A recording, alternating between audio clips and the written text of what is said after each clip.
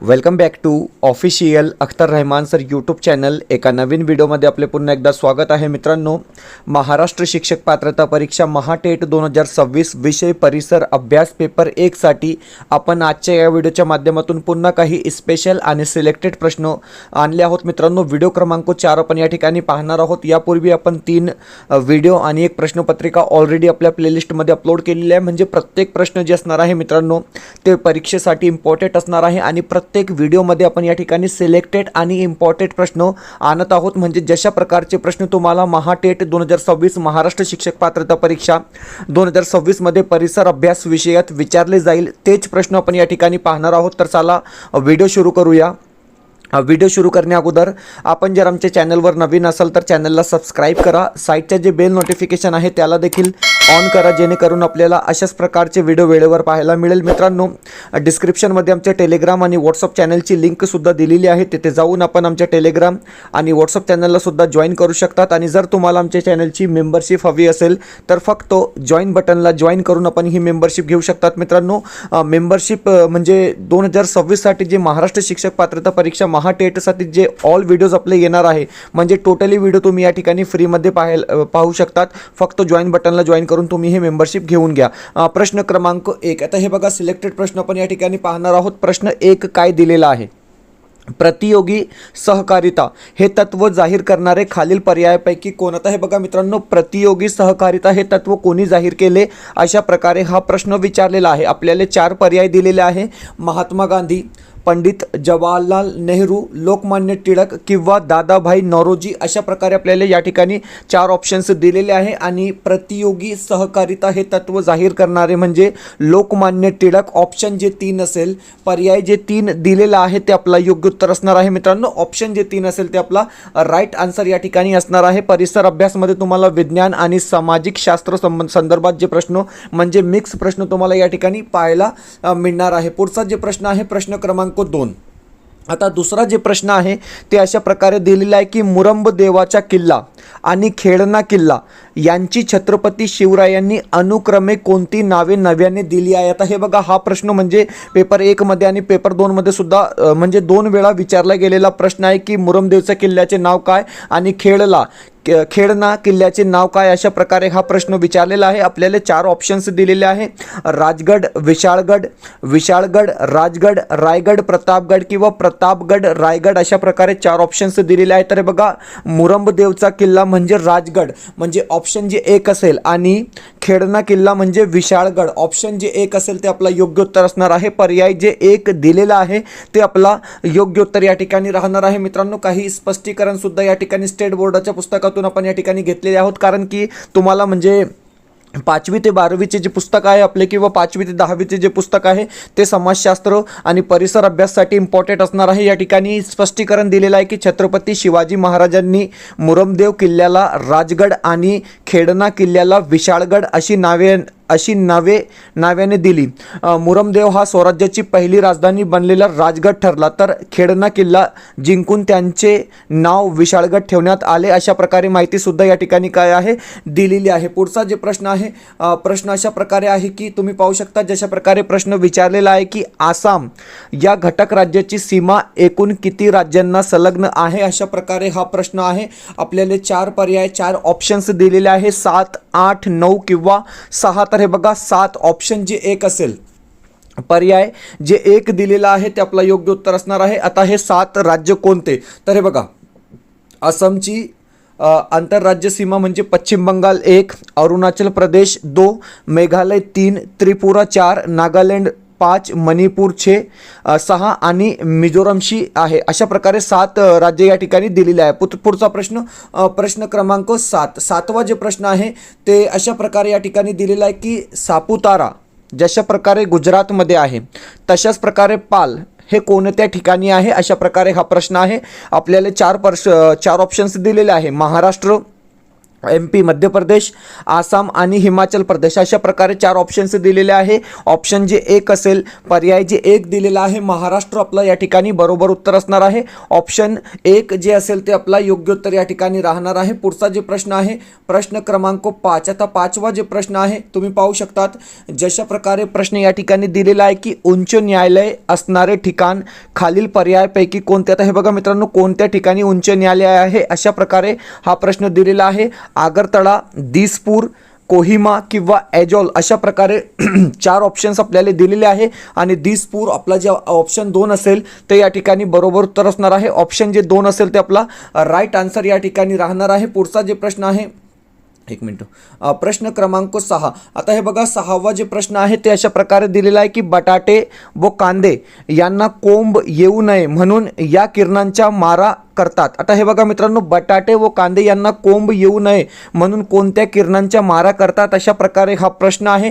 विज्ञान विषयाशी संबंधित हा प्रश्न या ठिकाणी दिलेला आहे. क्ष किरण, अल्फा किरण, गॉमा किरण किंवा बीटा किरण अशा प्रकारे आपल्याला 4 ऑप्शन्स दिलेले आहे आणि पर्याय जे 3 असेल गॉमा किरण या ठिकाणी आपला योग्य उत्तर असणार आहे. ऑप्शन जे 3 असेल ते आपला बरोबर उत्तर या ठिकाणी राहणार आहे. माहिती सुद्धा दिलेली आहे तुम्ही पाहू शकता. जशा प्रकारे या ठिकाणी एक नोट्स आपण म्हणजे माहितीच्या स्वरूपात देत आहोत की बटाटे व कांदे यांना कोंब येऊ नये आणि त्यांची साठवणूक क्षमता वाढवण्यासाठी गामा किरणांचा मारा केला जातो. ही एक प्रकारची आयनीकरण विकिरण प्रक्रिया आहे जी अन्न पदार्थामधील पेशींचे विभाजन रोखून कोंब येण्याची प्रक्रिया थांबवते. अशा प्रकारे माहिती सुद्धा दिलेली आहे गामा किरण संदर्भात. पुढचा जे प्रश्न आहे प्रश्न क्रमांक 7. प्रत्येक प्रश्न जे असणार आहे मित्रांनो स्पष्टीकरणसह आपण या ठिकाणी दिलेला आहे. म्हणजे जे डिफिकल्ट क्वेश्चन आहे त्याचे स्पष्टीकरण सुद्धा आपण या ठिकाणी ॲड केलेलं आहे आणि प्रत्येक प्रश्न जे असणार आहे ते परीक्षेसाठी आणि तुमच्यासाठी महाराष्ट्र शिक्षक पात्रता परीक्षा 2026 साठी खूप इम्पॉर्टंट प्रश्न आपण या ठिकाणी पाहत आहोत. आता पुढचा जे प्रश्न आहे प्रश्न क्रमांक 7.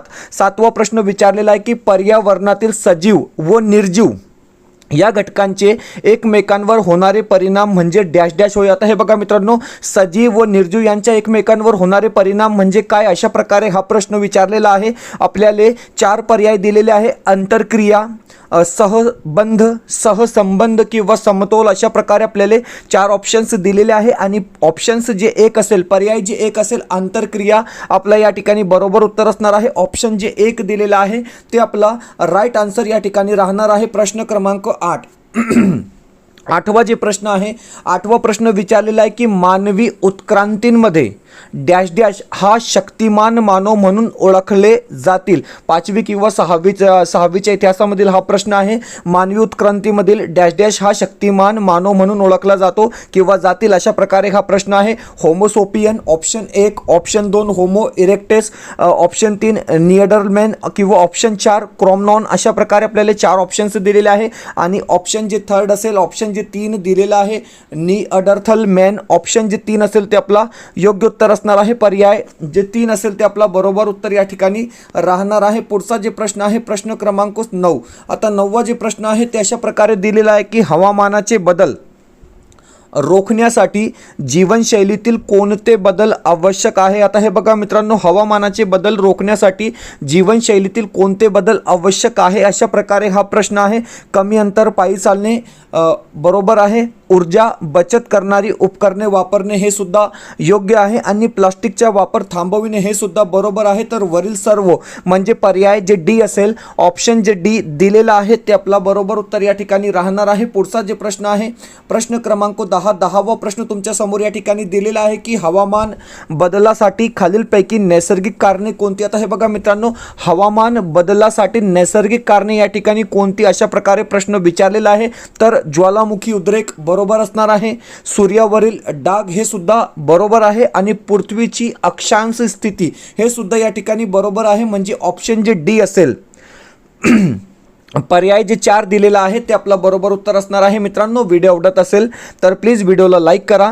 आपण जर आमच्या चॅनलवर नवीन असाल तर चॅनलला सबस्क्राईब करा. डिस्क्रिप्शनमध्ये आमच्या टेलिग्राम आणि व्हॉट्सअप चॅनलची लिंक सुद्धा दिलेली आहे. तिथे जाऊन आपण आमच्या टेलिग्राम आणि व्हॉट्सअप चॅनलला सुद्धा जॉईन करू शकतात. आणि मित्रांनो, जर तुम्हाला आमच्या चॅनलची मेंबरशिप हवी असेल तर फक्त जॉईन बटनला जॉईन करून आपण ही मेंबरशिप घेऊ शकतात. म्हणजे महाराष्ट्र शिक्षक पात्रता परीक्षा महाटेट 2026 साठी तुम्हाला प्रत्येक व्हिडिओ या ठिकाणी फ्रीमध्ये पाहायला मिळणार मिळणार आहे, तर आत्ताच जॉईन बटनला जॉईन करून आपण ही मेंबरशिप घेऊ शकतात. मित्रांनो, व्हिडिओला प्लीज लाईक करा आणि चॅनलवर नवीन असाल तर चॅनलला सबस्क्राईब करा. पुढचा जे प्रश्न आहे ते विज्ञान विषयाशी संबंधित प्रश्न आहे, म्हणजे मिक्स प्रश्न तुम्हाला परिसर अभ्यास विषयामध्ये विचारले जातात. म्हणजे यासाठी तुम्हाला विज्ञान आणि समाजशास्त्र म्हणजे इतिहास, भूगोल, राज्यशास्त्र, अर्थशास्त्र, नागरिकशास्त्र जे विषय आहेत ते संपूर्ण अभ्यास तुम्हाला या ठिकाणी करावा लागणार आहे. प्रश्न काय आहे? प्रश्न बघा.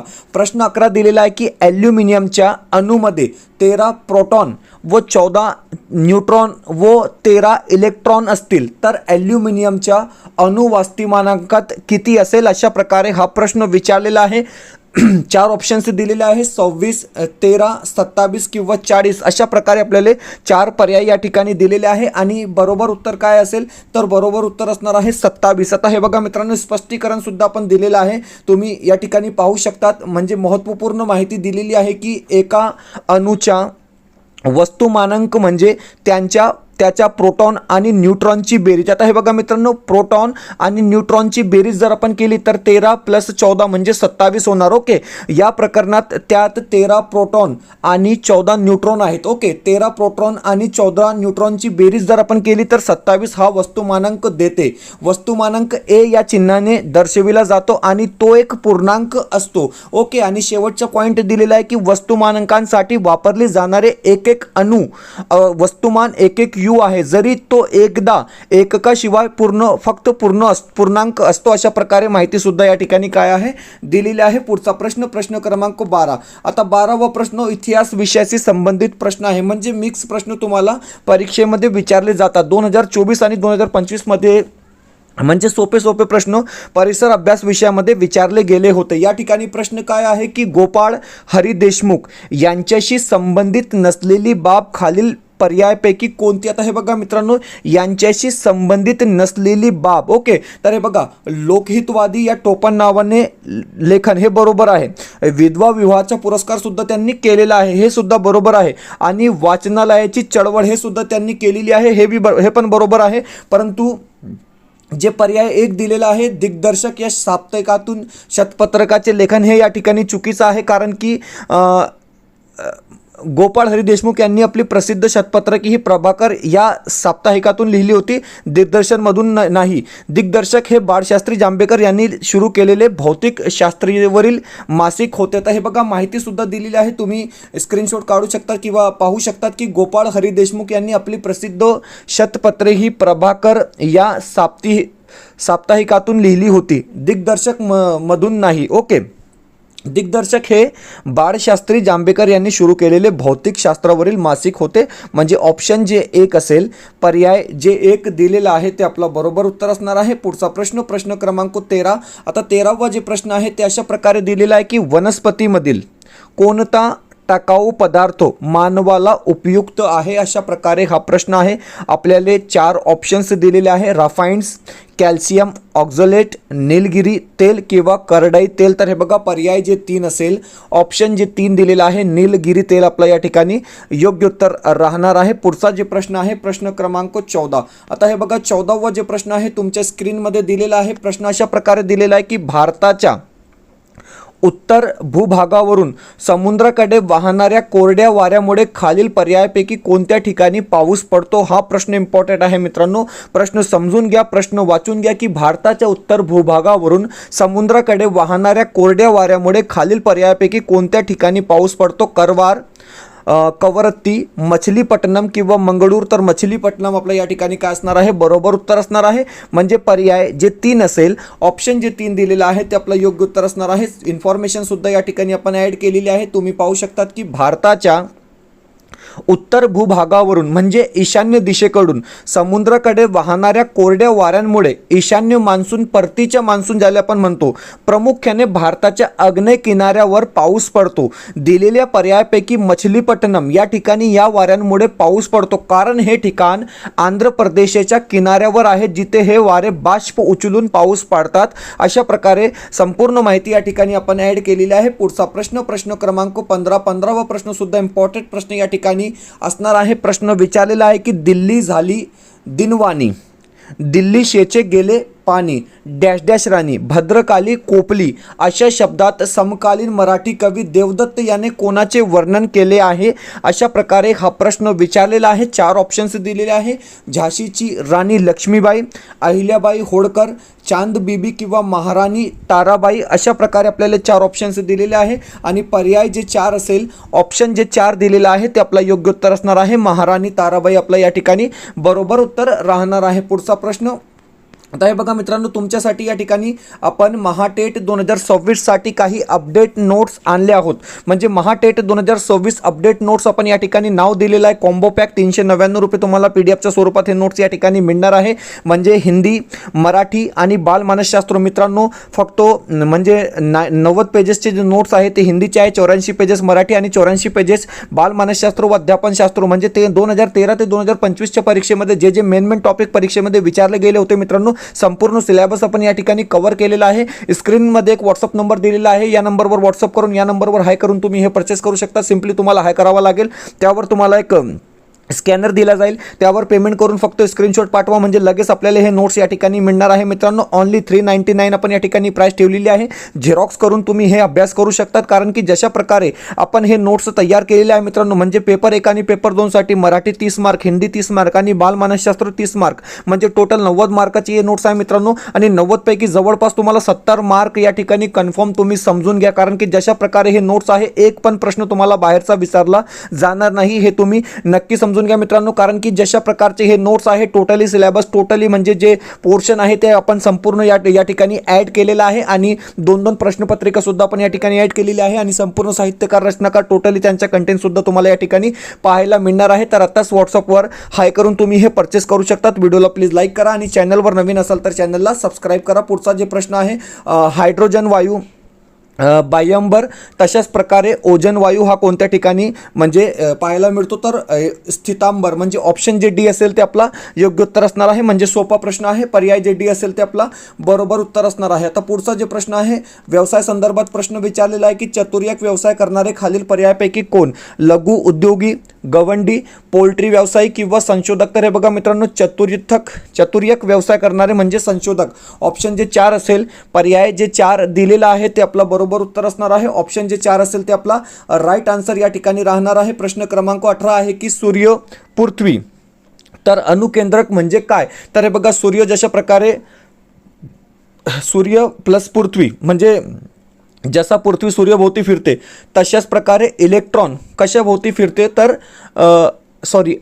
अणुकेंद्राभोवती फिरते. इलेक्ट्रॉन अणुकेंद्राभोवती फिरते. म्हणजे ऑप्शन जे 2 असेल, पर्याय जे 2 दिलेला आहे ते आपला योग्य उत्तर या ठिकाणी असणार आहे. माहिती दिलेली आहे की जशा प्रकारे पृथ्वी सूर्यभोवती फिरते तसाच इलेक्ट्रॉन अणुकेंद्राभोवती फिरते. ऑप्शन जे 2 असेल ते आपला योग्य उत्तर असणार आहे. पुढचा जे प्रश्न आहे, प्रश्न क्रमांक 19 वा प्रश्न आहे की डॅश डॅशच्या अभावामुळे पांढररोग होतो. तर हे बघा, कशाच्या अभावामुळे पांढररोग होतो? तर ऑप्शन जे आपल्याला या ठिकाणी दिलेले आहे, लोह, मॅग्नीज, आयोडीन किंवा सिक. तर लोह आपलं या ठिकाणी बरोबर आहे. कारण की लोहाच्या अभावामुळे पांढररोग होतो. ऑप्शन जे 1 असेल ते आपला बरोबर उत्तर असणार आहे. शेवटचा प्रश्न, प्रश्न क्रमांक 20. ओके, हे बघा, प्रश्न 20 या ठिकाणी दिलेला आहे की एक मिनिट, पालेभाज्या फळांमध्ये डॅश डॅश तंतुमय पदार्थ असतात. आता हे बघा मित्रांनो, पालेभाज्या फळांमध्ये कोणते पदार्थ असतात, कोणते तंतुमय पदार्थ असतो, अशा प्रकारे हा प्रश्न आहे.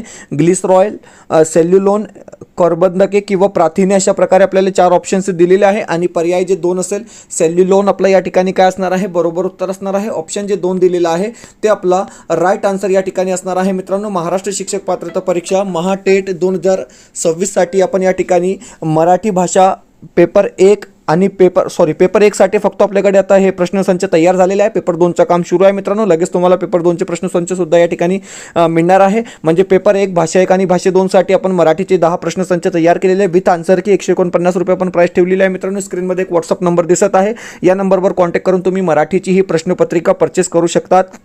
म्हणजे बोर्डच्या किंवा म्हणजे परीक्षा परिषदेतर्फे TETची जशा प्रकारे मराठीची प्रश्नपत्रिका असते, मराठीचा जे पार्ट असतो मित्रांनो, तशाच प्रकारे आपण या ठिकाणी हे प्रश्नपत्रिका तयार केलेली आहे. तर स्क्रीनमध्ये कॉन्टॅक्ट नंबर दिलेला आहे. या नंबरवर कॉन्टॅक्ट करून तुम्ही हे परचेस करू शकतात. भेटूया पुढच्या व्हिडिओमध्ये काही नवीन प्रश्नांसोबत.